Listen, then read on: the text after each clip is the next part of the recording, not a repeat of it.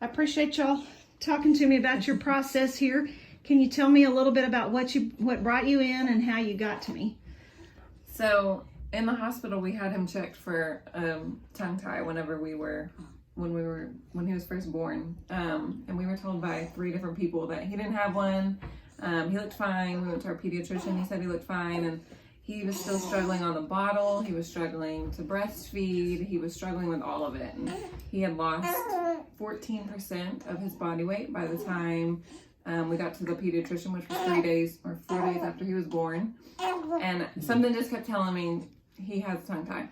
I have a tongue tie. I think he has a tongue tie, and it's something that we just realized like within the last year, like, hey, I think we have one. So we just kind of kept pushing. I think I put it out there on Facebook, and one of my friends reached out and said, hey, I have this great dentist. So we went to another dentist actually in the DFW, and we went in, and I had like a freak out moment. Like, this is not right. We can't do this right now. I don't know what's happening. Mm-hmm.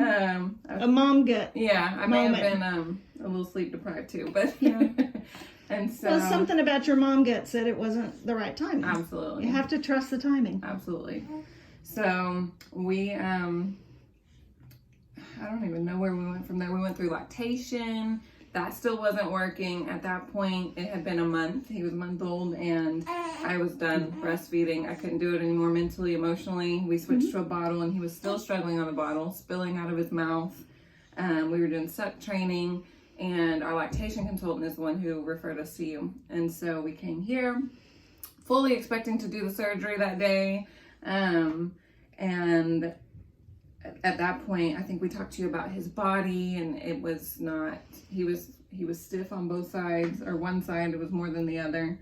But you were really worried about his tongue, and it going, at that point, that kind of freaked us out too. And his breathing. Yes. Yeah. And so saw a lot of things that were unique for him that were red flags for me, for us doing the surgery that day. Yes. And in the assessment. Yes. I think what really worried us about what you said was if we released his tongue at that point, it could have just blocked his airway. And, you know, we were really thankful that we waited and didn't do the surgery the first time with the first dentist, and that you didn't do it either, and that you suggested doing occupational therapy. So we went through all of that. We went through occupational therapy for 2 weeks, I think three visits, and we did lots of fun little exercises that he loves to do. Yeah. And then after this release, it's been amazing. So a long process, but we feel so much better about it. And his looks have changed. His breathing has changed. Oh yeah. His swallowing has changed. Everything has changed. Tell us a little bit about how your regimen was before you even got to see me. And through questioning, I discovered what you were having to do, because you really didn't have your mind wrapped around it, but your mom gut and dad gut were both telling you that he wasn't breathing well. So tell me what you were doing for him while he slept. How did he sleep? Right here. He sleeps right here. You know, he's been sleeping on our chest for a while. So you were afraid literally to put him down, because he struggled so much to breathe when you put him down. So when we put him down, it was like this choking, gagging, I don't even know how to explain it. I had to pick him up right away. Grunt. Yes. We were afraid he was choking all the time. But he was choking all the time. You were right, yes. There was nothing in his mouth, no saliva, nothing. So it was his tongue. We didn't know what it was. And we kept, Googling, and there's nothing there to help us. Yeah.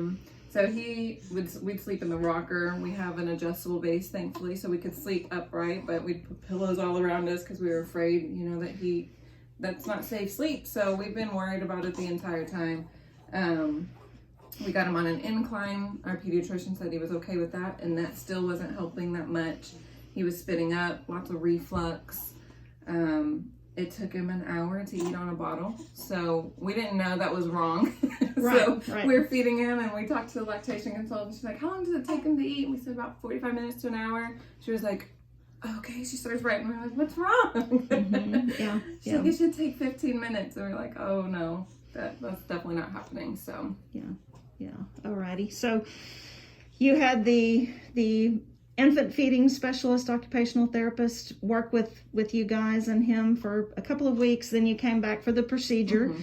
And what's been your experience since we did that a week ago now? What's changed for you? Oh my gosh, not just his cheeks and his lips, but immediately after the surgery, when we came back in here, you could see his tongue, and even though he was still numb, you could see like the bottom of his jaw making different movements. So instead of like pulling backwards all the time while he was eating, you can see it just kind of smoothly moving, and you can see the bottom of his jaw kind of moving, which is cool. It's supposed to make that wave motion that we didn't know, and so right. And you'd never seen it, right? Because he couldn't do it. Yes. And so that has been different. You can tell in him, he's not tired. He would fall asleep all the time while he was eating, and he's not anymore.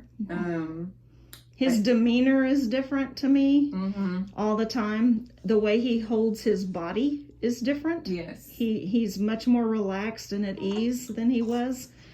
And just doing that occupational therapy, before the surgery, like just doing it for the 2 weeks, we're able to touch his face and move with his mouth, and he enjoys it. Like every morning he wakes up and he has his mouth wide open, ready for all his stretches and everything. So that was helpful because whenever we're doing the stretches, he doesn't like it. It's 10 seconds of him hating life, but right. He's okay with it. He's okay with our hands in his mouth. And I think that was so a you feel huge like blessing. You feel like some of the pre-operative work that you were doing with him actually helped you with the wound care management afterwards with the stretches, and it's making it easier on him for the whole procedure, for the wound care management and the healing afterwards. Yes. Okay. We got to practice the stretches too. So not just for him, but for us. We got to practice the stretches and make sure we were doing them right. So as soon as he was home, we felt super comfortable with it. Okay. It's not as intimidating.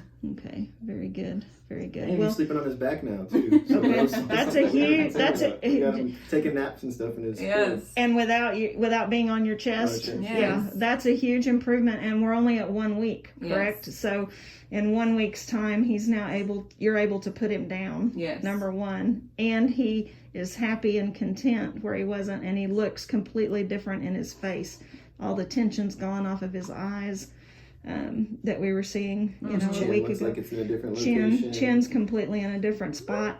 Look at his lips are closed, and he's fine. He's sitting upright and he's breathing just fine. So, and I think one of my biggest worries about him having his mouth open and that mouth breathing was the oxygen to his brain. And being a teacher, that's been freaking me out. That we've got to get the oxygen to his brain so that he's it's mouth breathing is 80% less efficient in oxygen exchange to the brain.